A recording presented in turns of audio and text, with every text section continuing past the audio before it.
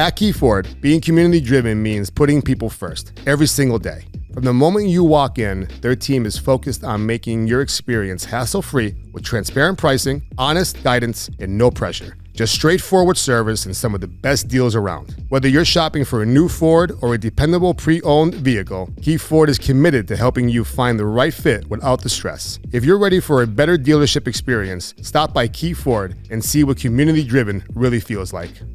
Catch great food, cold drinks, live music, and good vibes at Captain's Harvey's Lake, the newest entertainment spot on the lake. With a beer garden, fun games, and a laid-back atmosphere, it's the perfect place to relax with friends. Head to Captain's at Harvey's Lake and make your next night out one to remember.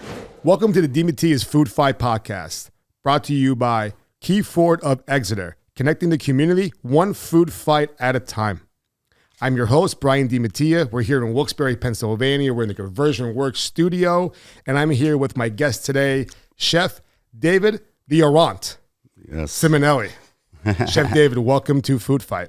Thank you. You're welcome. Pleasure. I have to begin the show with an apology to you. Uh-oh. Because I know how chefs are.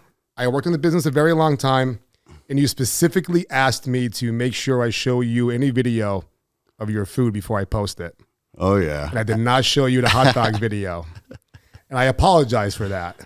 And I felt like when I messaged you about it, I'm like, he didn't say anything about it. I don't think he liked that I posted it. What's your opinion on the video on your hot dog? The video, it was good, but there was a lot of details left out, like the bread. So with the bread and even the chicken one, when I was mentioning let's let's start with the hot dog. So the bread, I didn't even think of this because I've been eating hot dogs with that bread. I didn't think about it either. But I was thinking so good. I was thinking like the comments. I was like, people are idiots. So I'm used to very detailed descriptions in my food because of doing different things or things that aren't ordinary, even with classic things.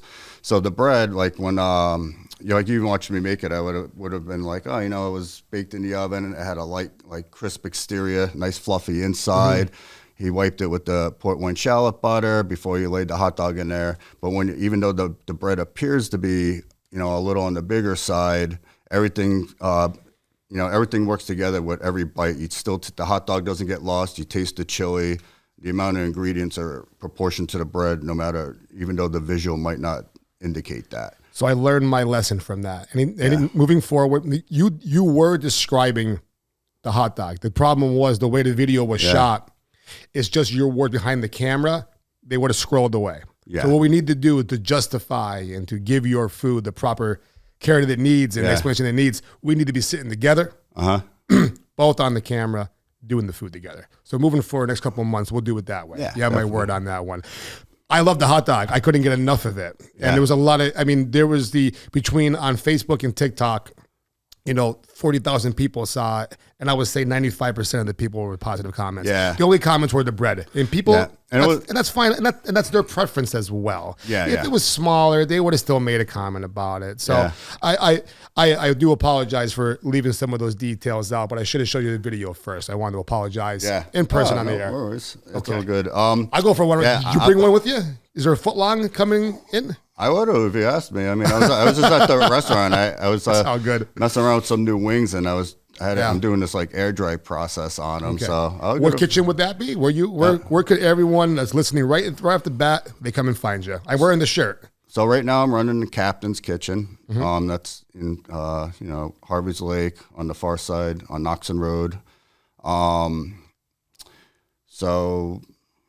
Yeah, that's where I'm at now. I started there in October. I took over the kitchen in there. Beautiful place.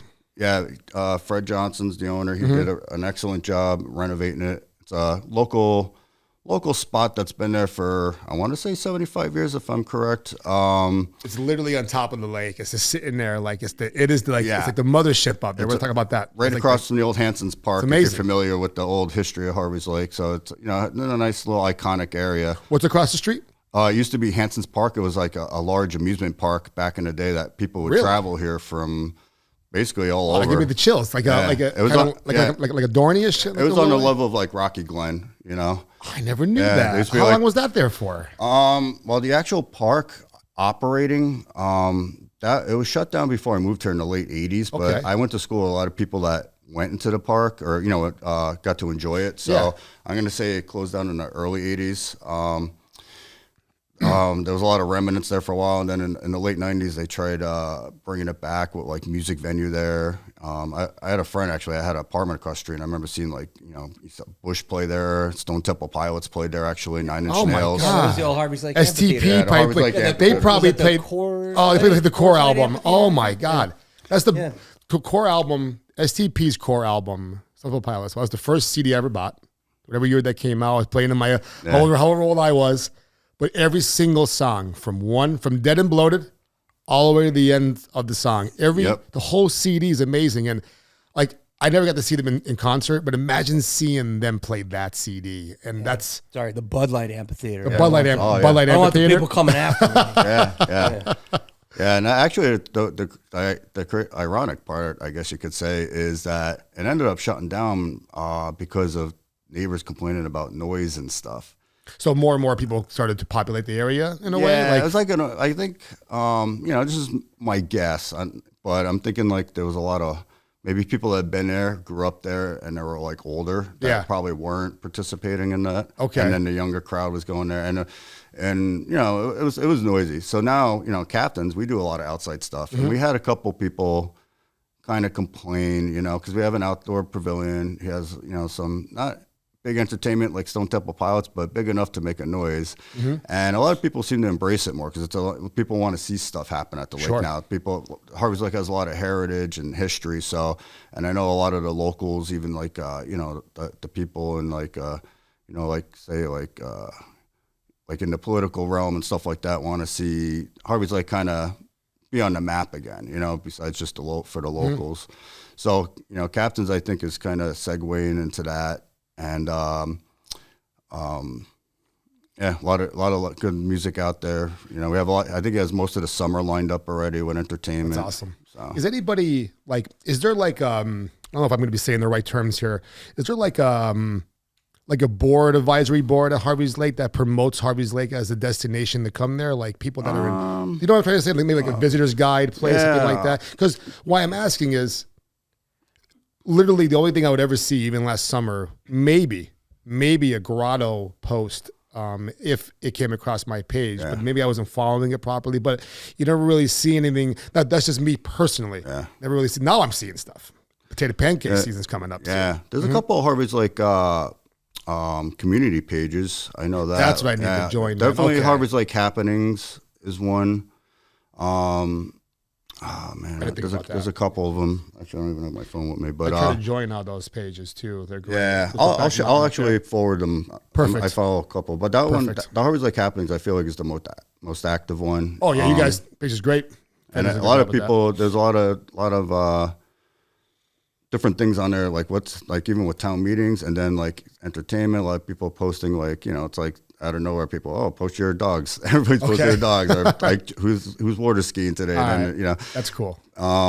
So there's not like a bunch of stuff at Harvey's like that, but you got grottos, you got the potato pancakes house, or Jones's potato pancakes. Yeah, you got the lake. The lake's the star. The lake is the star. And there's a couple, you got Rich and Charlotte's, a couple old school bars that have been around for a while. But if you look at Jonathan's over there too, right? You got Jonathan's. That's next to the I know it's the potato pancake stand. What's the name of it? Jones's. Jones's. Yeah, they've been there since I believe the 50s. But Harvey's Lake used to be a destination point for people from the city to come to in the late 1800s.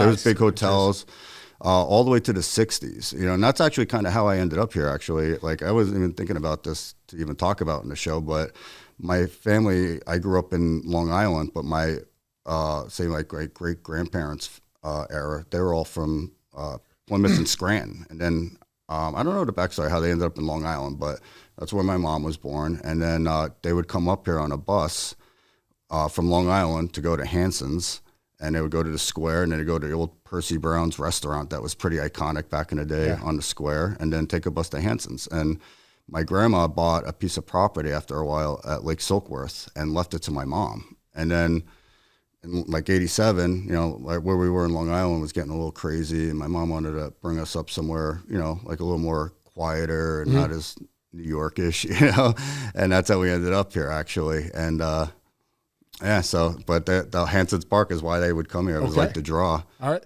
So that's what brought you into Northeastern Pennsylvania, and you went from being a piercer to being a chef. Yes. Let's go back to the beginning. So I started piercing pretty young, like 17 or so. I had an apprenticeship, and then I kind of was doing stuff on the side. And it evolved pretty quick. It was just like anything like crafty or artsy, I always try to throw myself into. So I learned everything I could possibly can about piercing, this and that. Give me a second on that, Dave. What did you always have that like artistic driven, like what's the word I'm looking for? Like that, the creativity, you always had that side of you? Is that what you always wanted to be doing? Yeah, definitely. Even when I was in elementary school, I would always be getting in trouble for like just not paying attention and drawing on my books and this and that. I was going to say some piercing people in elementary school. You know what's the crazy part? I do my artwork, my drawings and like stuff abilities are really good when I was young, and I even worked in a tattoo shop for a while, but I was a piercing apprentice. But I would draw on my downtime, but I never pursued it because this, keep in mind this is like '97, I think '96 a little bit, and I saw like a lot of people doing this, and I actually thought it was going to be the tattoo industry was going to be a market that was going to be oversaturated, and it's crazy because you would think it is, but everybody does well. And what ended up happening, like all the like more talented artists ended up having shops, and it just weeded out the not so talented. When I was working at these shops, there was like literally like 3 or 4 shops in this whole area, and so I had a falling out with the shop at the time. I tried doing my side thing, and it was so small in this area, like I wouldn't even be able to work out in the shop because they wouldn't hire me out of spite or whatever, So I actually had this is like the crazy part. I had an apartment and I had 4 rooms, and I actually renovated the one room. It was like a apartment I ended up taking over. It was actually, it didn't cost a lot. The landlord's like, do whatever you want to it. It needed a lot of work. So I redid all the floors. I redid pretty much everything in the place. We painted it, everything. It was turned into a nice spot. And then this extra room I turned into a piercing studio. And I had like,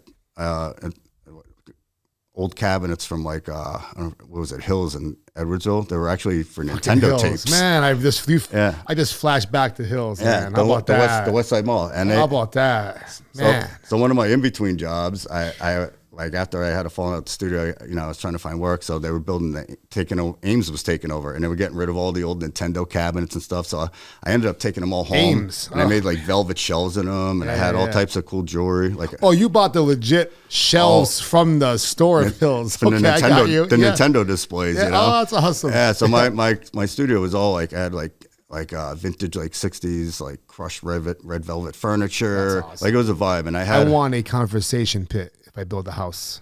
Yeah. Remember those? Oh yeah, in the middle of the room. Sorry to interrupt. I would love to have it's sunk into the ground. Yeah. Conversation pit they would call. Oh man, it was like a big in the 60s and 70s. Yeah, that's fucking awesome, man. I need one of those in the house. If I ever build one, there'll be a conversation room for that one. All right, go ahead. So I was known for doing like actually getting a lot of crazy piercings and like being the first to do stuff. Like there wasn't like an internet or nothing, so it was like more eyebrow raising, I guess you could say at the time. Someone sending you a page back then. There's no cell phones. Yeah, I have some stuff on disposable cameras that I yet to get developed, but really? Somebody told me to keep them because they actually hold their film well, I guess, or whatever. And you're gonna get them recorded. I mean, you're gonna get them printed out. Yeah, because there's a lot of neat stuff on it. I was predates like people even having cell phones actually. Like piercing, like uvulas with a barbell. Like I've never really seen that. I had like I had like 2 people help me with like a little ratchet thing, and like you know what the uvula is that hangs in the back of your throat, the little punch bag thing. That's hard to punch or hard to pierce to begin with, And then I would pierce that. Oh yeah, I pierced that, and then I figured out a way to do it with a barbell, which is not easy, People would come back and be like, I swallowed it. Bead. Yeah. Well, so even before I would piercing, with just like my food, like my piercing thing, I took it very serious. So I had techniques for everything. I would actually take a micrometer and measure your face and stuff for piercings. I didn't have standard piercings. I had literally, you came in my customize your piercings. Yeah, you came in my studio. I had every piece of jewelry from the thinnest gauge to the smallest diameter to the thickest gauge and the biggest diameter and everything in between. And I would take like measurements of your face, like if you got an eyebrow piercing, I would measure your face and put the perfect size in there. And a petite girl, I would do something different. And I would always see like people with like say like something that was too small or something that looked too big on a girl. So I was very particular about how my work looked once it left. So going to the uvula, I would send people home with forceps, and I would make them grab their uvula off and on for 2 weeks. And if they couldn't come back to me and sit there and hold that on their uvula for a minute in front of me, I wouldn't pierce it on them because it's like it triggers your gag reflex. Okay, and some people are sensitive and some people aren't. I get it. So yeah, I used to do a lot of stuff like that. All right. Like I even pierced my own like reverse tongue in my throat here with a 6-gauge barbell, which is like at the time, I remember it took me 2 years to do that, and everybody's like, "Oh, you're gonna die," this and that. And then I started seeing like people in I think it was like Thailand and all these crazy parades, and they would jam in like rods through their throat without even Jesus Christ. like Oh, yeah, I seen the. Yeah. Speaking of Thailand, real fast, real sidetrack. My friend Cameron, he is 21 years old. He went to Thailand to train Muay Thai for a month. I tell you right now, he's stuck there right now. Oh, yeah. To come home 2 days ago. There's no flights. He might be there forever. Oh, because of like what's going on. Oh, okay. Yeah, he's literally can't get out. Wow. I hope he had a good time. Yeah. Shit. Not a bad place to be. I had a friend that did something similar, with the Muay Thai. He went out there. He showed me videos where he was going in the middle of nowhere. He wanted to stay out there, though, my friend. Like, he loved it out there, the food and everything. I think he's just worried that he might be a permanent resident out there now, unless he swims for the wrong reasons. Yeah.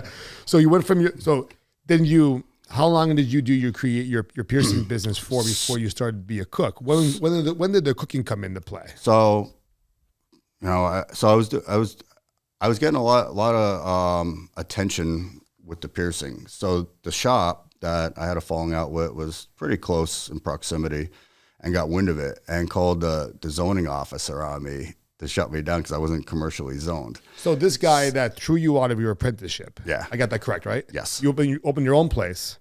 Yeah. Well, it was on the down low. Yeah. In your apartment, you opened up your place, and then that guy blew the whistle on you. Yeah, I might have been 18. What happened when he blew the whistle on you?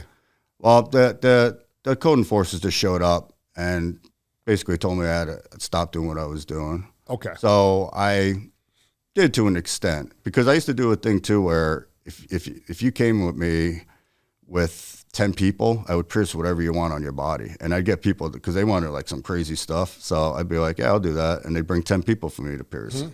So I used to do like these things called body weaves and stuff, and I take like surgical grade wire and do like multiple surface piercings and create like patterns in people's arms. See Brian's face. I never even heard of stuff like that before. I don't see people doing it now. Yeah. Did you sew them together? Is that what you just said? So like 10 people together? No. Oh, okay. I mean, you meant like arm to arm to arm. I mean, I could have if somebody wanted it. Yeah, I would have been like, you're gonna have a hard time taking a shower together. That's what I pictured. So you know what a surface piercing is like when you like skin, you'll pinch up skin. Yeah, it's usually like between like a half inch to an inch or so, and you pierce under the skin and come right out another exit side, and it's usually a barbell or some type of flexible. Okay. So like the beginning level ones I'd do like one here, and one here. And then I would get like the surgical grade wire. It was like almost reminded me of like weed whacker wire, but it was like surgical grade. Okay. And then I would like thread it and cut it to my size, measure everything out, and I'd put part of it would stick out, then would go into the skin, then would stick out, and then go into the skin, and then I'd have like cool little beads under it. It might have been like Baltic amber with insects or something in it, like cool jewelry. So it looked like a bracelet. Most people you look at it and wouldn't even really think it was a piercing. And then I would do like different patterns. People would come up with certain patterns or whatever, and I would try that and do that. It was something I was just messing around with, and it never really like took off as far as like a trend. But also there wasn't social media, so if you weren't in my little circle, you probably didn't even know what it was. Imagine that now, I'll probably blow up. People love that shit. And then I was doing like little bead implants, and like even my tattoo here, this has a labret piercing on it, and I had it in there, and basically bead implants makes like certain parts of your skin like 3-dimensional in a way, or gives it like depth. And so I was starting like entry level of those, and they came out pretty good. And then I was doing like strike branding and stuff. And what's that? Strike branding. What's that? So you take like wires and you're bending it into like certain shapes, and then you heat it up to about like 1,500 degrees, and like basically, you brand people. Branding. Okay. Yeah, branding. Yeah. Okay, now I know exactly what you mean. Yeah. Jesus. So I was doing that for a little bit. I would do that for money. Yeah. Like a food fight brand? Yep. Imagine my logo branded on my ass. All you, bub. Yeah. So actually, I was trying to like do this for a living. I was very into it. I was definitely ahead of the times with a lot of stuff I was doing. I mean, I had my own like bone carvers, all the jewelry and stuff in my studios was all natural, nothing synthetic. I had a source for everything. I even jewelry from actual tribes and stuff like that. And I had probably like 5 different like glass blowers blowing me stuff for certain things, jewelry and other stuff. And when you came in, all the stuff was on display in my cabinets and stuff. And even a lot of the local shops and stuff, a lot of their like tattooers and piercers, a lot of them would be hanging out in my studio. It wasn't like a typical like apartment studio. I got you. So that was pretty cool. And so then, I got the cease and desist. So I wasn't doing it as much. So then I was trying to figure out, what I could do for income. And the guy that leased the bill to the tattoo shop was also my landlord, who actually had a restaurant in where Kevin's place is on Kingston Corners. It was called cafe.com. And it was a cool spot, like a Southwest fusion. Kevin's in Kingston? Yeah, so it was the original restaurant in there back in 1999. It was a place called cafe.com. Okay. So it was an internet cafe in 99, which is way ahead of its time. And they did a lot of like Southwest fusion kind of food. And there was actually like a little kosher menu attached to it too, because the one part owner was Jewish. Okay. So I think I was behind rent like 2 months or whatever. And I told him, I was like, hey, why don't you let me, come into your restaurant? I'll do dishes for you. You can just keep all my money, whatever you pay me, until I figure out what I need to do next here. So I worked there for, I think it was not even a week. And the chef pulls me in the back and he's like, I really like what you're doing. And what he meant by that was, like, I was probably the only dishwasher that like literally looked around and figured out where things went without asking him. Mm-hmm. And he was a pretty hot-headed chef, so like he would get pissed off, like if I know. Yeah, I remember like pans flying and stuff, and I just like would just like, oh, well, there's the pans. I bet you this pan goes there too, and I always kept, I never smoked or nothing, so I never took breaks. Mm-hmm. I would just keep working. And I remember getting hired at $4.25 an hour, which was minimum wage then. And then like not even a week later, he pulls me back and he's like, "Don't tell anybody this, but I'm going to pay you $7 an hour. Just keep doing what you're doing, and we'll go from there." So then, next thing you know, and keep in mind, I was working in the kitchen. It was about, how much was rent? I think it was like $300 a month. Shit, yeah, I had to ask. But I did a lot of work to this place. It was it was in like this like quad apartment. But just think about the rent itself. $300 for four rooms you said, right? Yeah, it was huge. $300. Yeah, that's my electricity bill. Yeah, not really. And but you get it. And I don't know. I think I just had to pay my electric or something. I can't remember. But yeah, okay. So you got out for $7 an hour. Yeah. Now you're on his radar. So, my work ethic definitely excelled me into like acquiring positions. So I was working in the kitchen. It was like a bunch of kids from the French Culinary Institute that just graduated, the CIA, and these are like prestige type schools. Mm-hmm. But these kids all had like egos and like, they were just like always trying to change the chef's recipes, or like they thought they could do something, tweak it out or whatever. And they didn't like me because I wasn't a food guy. And I didn't I grew up in a family. We had like just classic foods. I was a very picky kid. So for me, it wasn't even like, I wasn't even turned on by any of that. I just wanted to make money and work. Yeah. So I didn't even know how to boil water at that point. So there had to be about six dudes in there, at least from culinary. So they would always call off, or like nobody wanted to work lunches. And I would just slowly pick up every hour.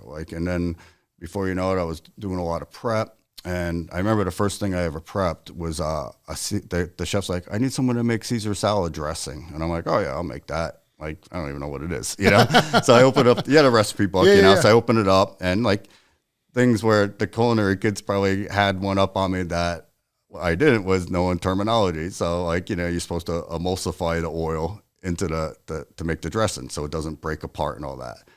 So I make it not knowing this, and of course it breaks apart, whatever. And this one kid comes over being like all cocky, He's like, "What the hell are you doing? Get the hell out of the way!" Blah blah blah blah. Oh, I hate that. And he's like, "Oh, if you would have went to culinary school, you'd know this shit or something." So I was just like, all right, whatever. So he fixes it, makes it and stuff, right? And I'm watching him. And I'm like, oh, cool, man, thanks. And he's like, for what? I'm like, show me how to do that. He looks at me. I'm like, yeah, he just saved me like 65 grand, so I don't have to go to school. And I walk away, dude. And then I acquired. I watched every single person, and I learned every little thing. And next thing you know, I was making like most of the recipes. And then they had a quote unquote pastry chef there who, even at my lack of knowledge at the time, I knew it was just decorating boxed desserts and making creme brulee. And that was it. Jeez. So he would call off, like the one time he called off to go to, he was a big like Disco Biscuits touring type dude, you know? And I remember he would like call off like a day before work. Oh, I can't go in. I'm going to a show or whatever. It's like some not like, immature nonsense. So the waitresses are freaking out. Who's going to do desserts, this and that? I'm like, oh, I'll help you guys, whatever, because it was right by my station where I was working. So that night I was plating the desserts, and they had all these there were these Lloyd sauces that were trendy at the time, and they were just like kiwi, this and that, but they had like bright colors, this and that. Okay. So I would decorate the plates and stuff, and I would be doing like flames and like you put my art background doing like crazy drizzle things on the cheesecakes and whatever else cakes they had, and the girls would be like, holy crap, like that's amazing. They're like, where the hell did you learn how to do that? I'm like, oh, the tattoo shop. you know? So I would put out all these desserts, and everybody was like, I guess, going nuts over them. The girls, I took something off their plate because it was a busy restaurant, and they all tipped me like $20 at the end of the night. It was like crazy. I was like, holy crap, I made that's it. Like, awesome. Yeah, I don't even know how much I made, like $100 or whatever, maybe almost 100. So I was like, all right, whatever. So then like 2 weeks later, same thing happens. This kid like dips off or whatever last minute, and the girls are like, oh, you're gonna help us again, right? And I was like, oh yeah. So no problem. I do it, and I held my did my job and that job like nothing. And then I remember at the end of the night, I go up to the chef. I go, what do you pay that guy to do what he does? And he's like, I think it was like $12 an hour. I think it was like a cash job too, which was a lot back in like '99, Sure. So Jeez. I was like, how about you pay me $1 extra an hour and I'll do his job? And that's what he did. He fired the guy. No shit. So then I'm like decorating all the desserts, and like I learned how to make creme brulee, and so then so my apartment I lived in, the one with the piercing studio, actually was right in that parking lot, right on Rudder Ave, right behind it. So I literally could walk to work. It'd take me like a minute, Yeah, it's great. So every hour, every shift that somebody didn't want to work, I would pick up. So then they started doing lunches. I started working that. Then I started cooking lunches, and they were showing me. I started doing late night menu. And then I remember the one day I don't know if somebody called off, I can't remember the details, but they're like, hey, you want to work on the line? I'm there like maybe a month or so at this point, and I'm like, I don't know what I'm doing, I'm like terrified of it at this point.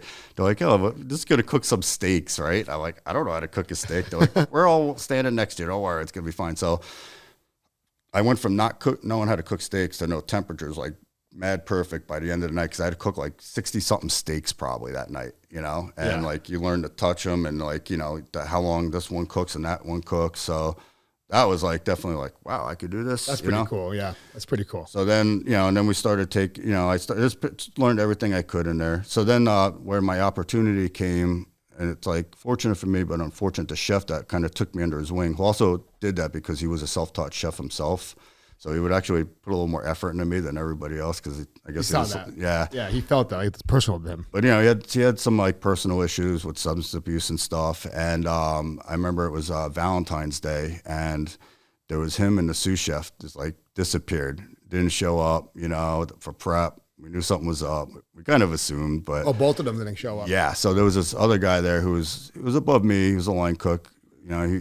He was actually the one kid that graduated. He graduated from like Johnson and Wales, which I always thought was a decent culinary school, because they teach you about like business and everything, and not just cooking. But He was really humble guy, and he's like always showing me, giving me tidbits and like hints and like whatever techniques. So he's like, yeah, we got this. He's like, just follow my lead. He's like, we'll get there. So we did this whole Valentine's Day. I can't even remember how many covers we had, but it was probably well over 100, and we didn't even miss a beat. Nobody even knew we were shorthanded, the two main guys. And then they fired those guys and gave us their job. So I became a sous chef out of nowhere, not even in the kitchen, like 6 months, I don't even think. Did you ever get a chance to see the chef again? That yes. was like, just like it kind of like he took you under his wing and like gave you opportunities, right? Do you feel that way? Yes. So my next story was, okay. So this place, Cafe.com, was a really cool spot. There was a lot of, the one owner ended up passing away, and then the other one, I don't know if I'm saying maybe he was having a midlife crisis, but he was, without going into his personal thing, he was basically an absentee owner. And then things got a little crazy there. There's no supervision, and like we were busy, standards. but I don't know what happened. But basically the place ended up closing abruptly. Like we did an 80 cover night actually the last day we're open, and then it was like, all right, well we're done. We're not doing this anymore. We're closing. Too bad. Yeah, so it was like an abrupt closure. So then here I am, like trying to figure out what I want to do in life again for a month, right? So I knew I didn't really want to. The cool food thing I didn't like really take to me yet. I was just like, this ain't my vibe, mostly because of the people in the kitchen I didn't get along with. And it was just, I had no interest in food. I was still a picky eater by then. Also, going back before I go to my next thing, this chef, another cool thing he did, which actually kind of brought my interest in the food, was he would make you make your own meals. So you weren't allowed to just drop like mozzarella sticks in the fryer. You actually had to make something. I remember the first week I worked there, this is after he gave me a raise and stuff, I was hungry, and he's like, I'll walk you through, you ever have duck before? And I'll go, no. He's like, I'm going to walk you through this dish. And he walked me through cooking duck à l'orange without even stepping off the line, just by verbally coaching me. And I learned how to like score duck breast, sear it the proper way, make this à l'orange sauce. And then I think there was like an orange couscous or something that went with it, which I didn't even know what couscous was at the time. And I remember eating that for the first time being like, whoa, like my palate just like lit up. And then I was just like, and I cooked this, like I was just like, super cool, and he showed me a lot of cool stuff like that. I learned how to cook ostrich in that restaurant for the first time, and that was the thing that got me into cooking exotic meats and game meat and stuff, which was basically my whole career, So, fast forward, this place closes, month goes by, it's like 2-3 in the morning, I hear this knock on my apartment door, and it's this chef, right? So he gets this gig at a place called Olive's Mediterranean, which was in Courthouse Square, over by the courthouse in Wilkes-Barre, that tall building. I think there's a Thai restaurant in there now, but it was like a Lebanese and Mediterranean type restaurant. So he's like, I need help. I need someone just to work this cold station, this and that. And I'm like, I don't know. I'm like, the kitchen thing didn't really seem like it was for me, but I appreciated this and that. And he's like, it's easy money. He's like, I'll pay you $12 an hour cash.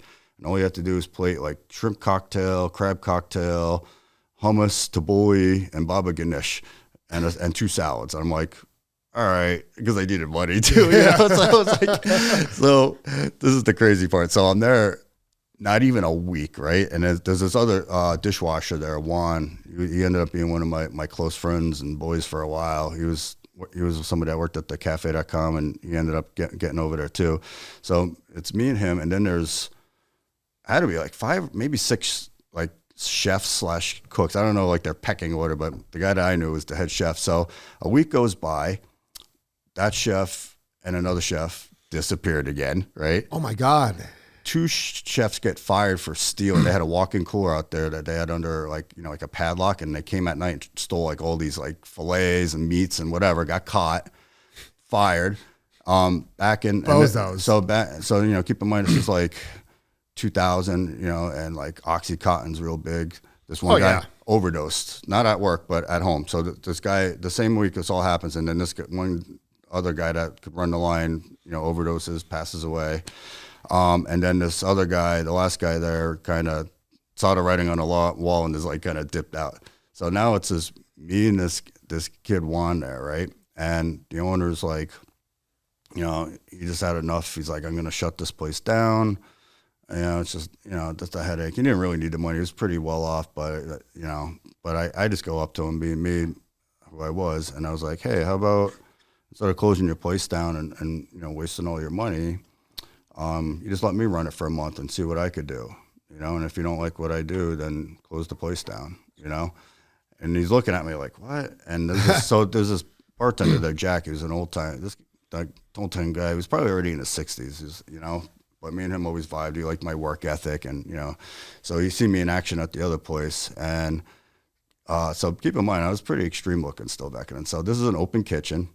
I have like lime green like dreads. Extreme looking. Dude, listen to this. I had like lime green dreads down to my back, like my hair's shaved. My ears are stretched out. Lime green dreads. Yeah, I love that. Dude, I had I think I had my bridge pierced. my septum. I'd wear like porcupine quills in my septum and stuff, and I had my ears were stretched at one point. Look at that young Dave right there. Yeah, this is before this though, right? That's about 6 to 8 years after that, somewhere in there. Okay. Yeah. All right. So, yeah, my ears were stretched out to probably 2 3/4 inches, which is pretty big. You know, it probably almost fit that soda can through. And I had all like types of tribal jewelry in me and stuff. These tattoos too, like all these tattoos were on my hands and arms. I got these. All these tattoos on my arms are just over 30 years old right now. So I got like all this stuff, like these on my knuckles and hands tattooed on me. So I would never like work for someone that would judge me. So I put them there on purpose just for that fact, just because I didn't want to end up in the wrong work environment. Okay. So I'm in this open kitchen. This guy is like looking at me like, what the hell? So the guy, the bartender, Jack, he's like, don't judge him by his appearance. He's like, this kid will be the best asset that you ever have here. So the guy's like, all right, whatever. So, but keep in mind, I'm like ambitious. I could do some things, but I'm not a chef, right? Yeah. I didn't even accept it as a career. It was just me trying to make money. I'm like, yeah, I'm going to do.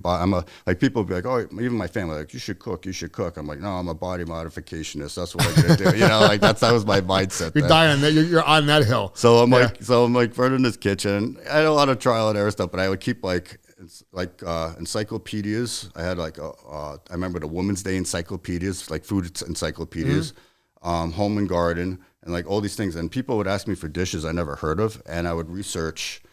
I would try to find like 4 examples of it, and I would I would analyze all the ingredients and see what everyone had in common, and then the ingredients that were different, and I would know that was that chef's like signature touch or whatever. Okay. And I was able to analyze and read these things like blueprints and figure that out without even knowing anything for cooking. I don't know what made me think of it, but that's how I started looking at it. So I remember at the time, the one particular memory was I think it was Mayor McGroarty at the time, his wife, and she came up. She's like, "Hey, you guys don't have chicken marsala on your menu." I think it was veal actually. And she's like, "Do you think you can make that?" I was like, "Yeah." Not even knowing what the dish was. I just said, yeah. Maybe have marsala wine back there. So, well, they did have it, and that's why I think I said yeah, too. Yeah. Or no, I went to the bar. That's I've what it seen was. something with marsala on it somewhere. Yeah. So actually, no. Actually, now that I'm thinking back. So she goes back to her seat, and I go to the bar to talk to that guy, Jack. I'm like, hey, we got marsala wine here. You know, after I researched the recipes and stuff. He's like, oh, yeah. And he gives me like a glass of it or whatever. And I go in the kitchen. I do my analyzation, and I make the dish. And then I added like, I taste it. And I'm like, And then I adjusted it and I added like finished it with butter and like I don't even know what I did to it, but it was like fast forward when I actually experienced other ones, I was like definitely more fine tuned than even ones that have been in restaurants for a while. I get crushed in veal marsala right now. I love it. It's one of my favorite classic dishes. Actually, I'll judge like a restaurant over it. So I bake it, she eats it, and then even at a young age, I was always like I was never like shy or anything. I'd go right to tables, be like, oh, how was everything? What can you give me any feedback? What you have any constructive criticism? Like literally, I say that to everybody. Ever since I was, I was like I think. I'd have been even 19 or 20 running this kitchen, Mm-hmm. So then she's like, oh my God, that was the best one I ever had, this and that, blah, blah, blah, blah, like went off. And I'm like, yeah, I'm like, to be honest, I never made it before. It was the first time I ever made it. And this lady fell off her chair. I love that. She was just like, are you kidding me? Like you got that. She was she was part of the journey the whole time you were too. I like that a lot. Yeah. And like, it was just like, she was blown away that I would even do that, I think. But just like the fact that it actually came out the way it did. That's great. So yeah, so basically I taught myself how to cook by reading books. Okay. My cookbook collection's like crazy extensive, and it's not like most modern chefs. They try to get like a book from a celebrity chef or like something that's like more trendy. Like I actually go to like flea markets and garage sales. Like that's like a big thing that I don't do it as much now because I'm actually trying to thin out my life with stuff. But I try to find books from the 1800s, early 1900s. Like my cookbook collection is probably 50% pre-60s. And I've used to open up to random pages and just like try to learn something, and then I make it a feature that day. Even now, like I'll go to places like whether it's a new book or an old book, actually, so I don't end up with stuff that I don't need. I'll open up to 3 random pages, and if I see something on any of those 3 pages that I don't know about or haven't messed with, I'll buy the book. I like that. Yeah. But vintage cooking, like, because they do a lot of the old school cookbooks are more legit in my mind. Like, you can't find these recipes online. Like, you have to know about stuff to find it online. That's the thing about recipes. I'm not about cooking things fast. I don't care about can I do this in 5 minutes? You know, where the old school books, it's like, I have books that go to as far as like, yeah, once you harvest your animal, this is how you're going to break it down, or okay, so every single step, butchering mussels, whatever, you know. But yeah, like before, like when people like I wouldn't say it was their hobby, but a lot of time was consumed by cooking because there wasn't TV and there wasn't like certain entertainment things that are now like cooking out every meal. Yeah, so they would hone it in and dial things in. Like, and I grew up like in a rural area too, so like I hunted and I knew how to break down animals and always had an interest in that kind of stuff too. And that's what we're going to fast forward a little bit. That was the idea behind Iran's, was the wild game that you're talking about right now. That was a big part of it, correct? So it ended up being a big part of it, but it wasn't the reason for it. What was the reason for it? So and the name too. You mentioned you mentioned that the idea behind it. Brian told me that idea behind the name. I didn't realize it, but yeah, he blew my mind with it too. I was like, oh shit, that's right. My wife and I are pretty big fans of Chef Dave.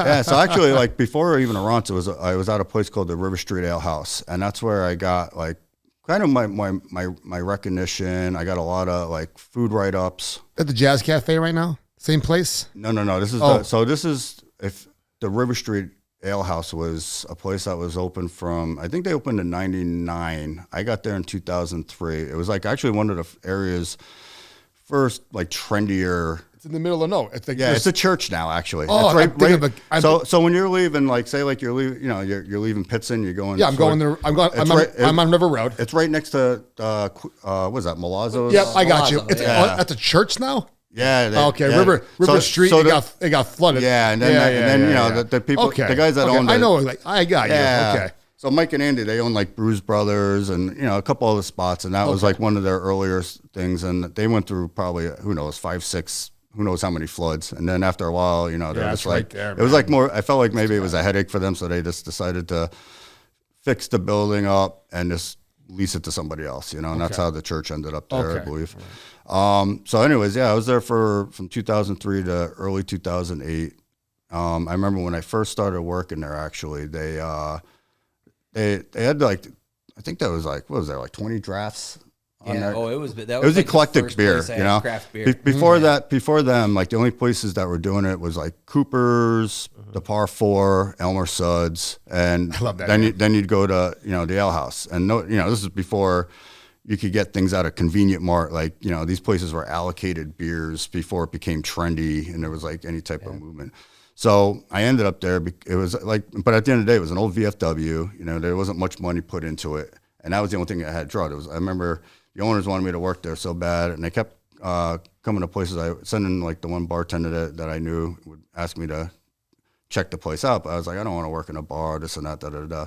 So the one day I was at Bruce Brothers, and the owner Mike was like, "Hey, come check this place up the road." He's like, I don't know, you don't want to work here, but just come. So I saw these beers, and I was like, do people actually drink these? Like, do you have that? And he's like, yeah, actually, that's why people come here. And I'm like, well, if they're going to drink this, then they'll definitely like unique food. Cause I feel like it takes more of a palate to appreciate certain kinds of beer. Like back then, before people's palates were honed in with the whole craft beer and Belgian beer stuff, it would take more of a palate to appreciate that than like just gourmet food that might sound gourmet, but at the end of the day, your palate doesn't lie to you and it tastes good, Okay. So that's how I ended up there. So I remember working there 1 week, right? It was the first weekend, right? And we did like a $50 register rig in food. I'm like, oh my God, what did I get myself into? So not even a week later, right? And I'm working by myself. I have a dishwasher that I could barely communicate with there that was like part-time, and that was it. And the one day, all of a sudden I hear all this noise. It's like 5 o'clock, literally on a Thursday. And I'm like, I look out and every seat in the place is filled. And I'm like, all right. It's like, hope that dishwasher can cook. So like I turn around, I go back in, I'm like get myself like super organized. I'm trying to prep a couple things to make sure I don't run out because I'm not used to, I'm like used to like I try to dial in. I don't want to waste food, so I didn't prep a lot. So now I'm like I have all this food. So I go through this dinner service of hell for like 3-4 hours or something. And then I go, I do my normal thing. I go out to the tables. How was everything? This and that. And like the first table, of course, they're like, oh my God, you got to work in these ticket times or whatever, blah, blah, blah, but we'll be back because this food was pretty impressive, right? So then, I go to another table and this like lady's like, going off and she's like, and she's like, congratulations on your write-up, by the way. I'm like, write-up, right? And then she's like, oh yeah, the mystery mouth guy was here from Times Leader or whatever. And I was just like, oh. He was part of the $50? Or no. I guess he had to be because he went there prior and then wrote it. And then who was this?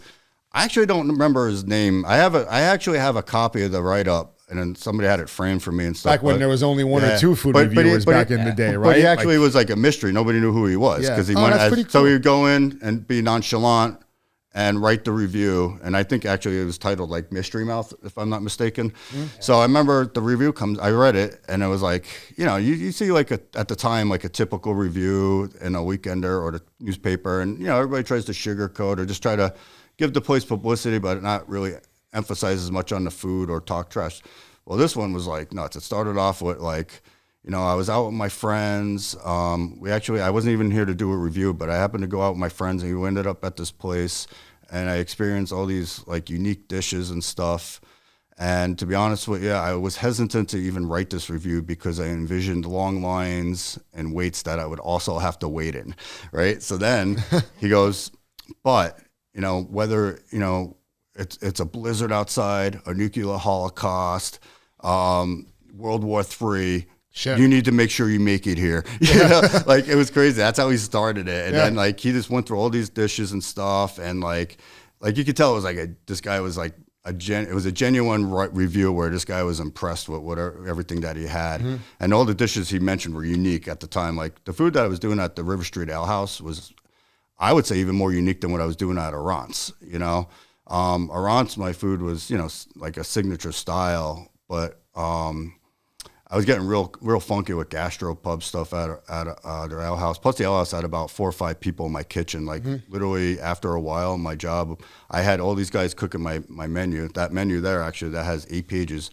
I would have 4 people cooking all those items, and then I would actually basically pimp food. So after a while, people would come in. They didn't even want to like talk to a waiter or waitress. They'd be like, "Oh, we'll wait for Dave to come to the table," and they'd be like, "What do you got in the back now?" And I'd be like, "Well, I just got some kangaroo loin in. I got like some Savannah from New Zealand. I just got in, I was actually that restaurant was the first one to put A5 Wagyu beef, actually Kobe variety on my menu outside Philly. So that was a draw. The Ritz popcorn chicken drew me right into that. So actually, my dentist's name is Dr. Ritz. Shout out to Dr. Ritz. So that dish there actually evolved into the Ritz Cracker Crumb chicken loins, which are actually going to be on my new menu, which was actually an Arant's iconic staple. I love how you have the prices on here too. No numbers, just words. $8.50. Oh yeah, I love writing. So like $8.50. I love writing things. So there's a lot of. I always try to make you salivate while you're reading descriptions of my food, and I like trying to make my menu stand out a little bit too. I have a question. Sure. Banana lollipops. Oh my God, Bri. They're iconic. So, that's actual banana wrapped in. Yeah. So I have prosciutto. Yep, prosciutto. So that's a combination I would never expect. That's a food fight right there. I would donate one of my children if he had those. Yeah. So actually, the Nerf war will be a good time to go. I might put those on. I might put those on the captain's menu actually because I'm getting requests. But listen, the origin. I'm sorry. So listen to the origin of this. So that dish was one of the earliest River Street Ale House dishes, and I remember before like even this review came out, the one that put that place on the map, I would make those. And I would go out, it was like 9 o'clock at night. Mm-hmm. Every night I would go out with something different with a tray stuff and I make people try it. And I remember dudes coming in and be like, dude, what, banana and prosciutto? He's like, that's, I don't know, not for me, dude. I'm not going to eat it. I'm like, dude, just try it. If you don't like it, you can spit it back in my hand. I don't care, right? Ooh. So. Can I have that same offer? Yeah, I don't care. Dude, I've never had anybody spit anything in my hand. And I used to tell people, if you don't like it, I'll refund your money. I never had to refund someone's money because they didn't like something. I love that. And I go, if you read the ingredients and like if you don't like something, it's because of preference of an ingredient that you don't like. and you probably shouldn't order to begin with. But if you like any of those greens, I guarantee you'll like it. So anyways, I would people would give me a hard time trying them. Then they would try them, and you'd see their face light up like, whoa, what did I just put in my mouth? So this one guy in particular, I remember him giving me a hard time for like an hour BSing and going back and forth. And he finally tries it, So this guy was like being like such a wuss at the time, and he's with all his buddies. And then the next day he comes in, right, with these other guys, right? And he's like, dude, you got to try this and that. And his buddies are doing the same thing to him, like, oh, quit. And he's like, quit being a pussy, quit being a wuss, da-da-da-da, right? So I'm like, dude, you were like that last night. Quit acting like that, right? And then, then it became fun. And then, they would try it, and they would bring people in. But, yeah, those banana lollipops. So I actually created those. I worked at a place briefly called the Waterfront. And there was this the Waterfront. Yeah. I know. Yeah, there was another name. What's it called now? I think it's the River Grill. The Waterfront. I was a Waterfront guy back in the day. Yeah. Man. You drive down there, like Millen, feel like you came down to a different world down here sometimes, coming from Old Forge. Mm-hmm. The Waterfront. I worked with a chef there. His name was Matt Wood. It was the only reason that I stayed there because he was a chef from the South. He specialized in Creole and Cajun food. He worked at Antoine's, which was like the creator of a lot of those iconic dishes like Oyster Rockefeller and stuff. So I actually stayed there for 3 months to learn under him and everything. But anyways, there was this front of the house manager girl that I would always cook stuff for and make her custom like employee meals. And she wanted me to cook for her 5-year-old's birthday and do like a Hawaiian themed dinner. So, but she wanted me to put my own twist on it, she said. So I made those banana lollipops. So in like Hawaii and Polynesia, they take bacon and wrap bananas and they put them in the peels, and then they roast them on the coals. And it's a traditional dish. So I took that dish and I converted it into a catering dish. And actually, I think her variation, I actually used bacon, and then I switched it to prosciutto over the time because of the cook time, and the bananas would get too mushy. Okay. But she told me, I wasn't at the party, but she told me there was about, I forgot how many people were invited. It was like 100 something. There was mostly adults there, and it was only a couple kids, so that's why it was more adult themed. But she said everybody was looking at the banana lollipops like, what the fuck, And everybody was staring at it for like 5 minutes, and then one person ate it, and whatever facial expression they made everybody else want to try it. And I made a tray of like 500, I think, and they were gone, she said, in like 10, 15 minutes after the first person tried them. So that was the origin. I got to try them now. You see my facial expression after I bit into the big arch? Oh, yeah. See my review? The cheese. It was just... I saw Mark there doing his review. Me and Mark were both waiting for our sandwich.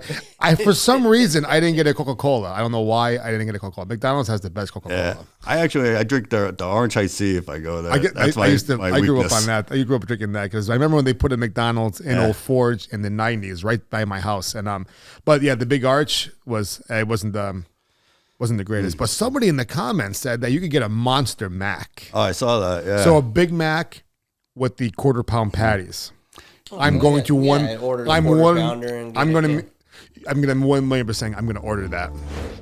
Genoa Wholesale Foods, supplying quality since 1947. For over 75 years, Genoa Wholesale Foods has been your trusted partner for premium food supplies.